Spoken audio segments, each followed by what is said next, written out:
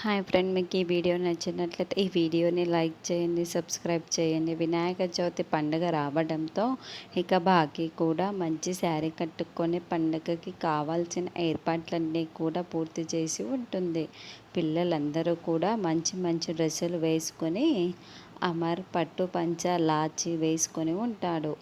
అప్పుడే అంజు ఇలా రా అని అమర్ పిలవటంతో ఏంటి డాడ్ అంటూ అంజు అమర్ దగ్గరికి వస్తుంది. ఆరు కిటికీలో నుంచి ఇదంతా చూస్తుంటుంది. అప్పుడు అమర్ చేతిలో నుండి ఒక బంగారు చైన్ని అంజుకి చూపిస్తూ ఉంటాడు. ఇది నాకే నా డాడ్ అని అంజు అడుగుతూ ఉంటుంది. అవును, ఇది నీ కోసమే అంజు అని రణవీర్ అంజు పాప మెడలో వేసిన లాకెట్ని అమర్ చూపిస్తూ ఉంటాడు. అప్పుడు అమర్ దగ్గరుండి తన చేతులతో అంజు పాప మెడలో ఆ లాకెట్ని వేస్తూ ఉంటే పిల్లలు బాగా సంతోషంగా చూస్తూ ఉంటారు. అయితే మనోహరి అప్పుడే గార్డెన్లో నుంచి లోపలికి వస్తూ ఉంటుంది.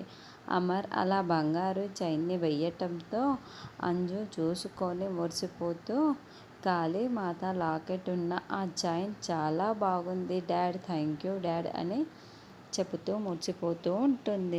అలాగే అని అమర్ అంటాడు. అప్పుడే మనోహరి లోపలికి వస్తుంది. ఆంటీ, నేను మీకు ఒకటి చూపించనా?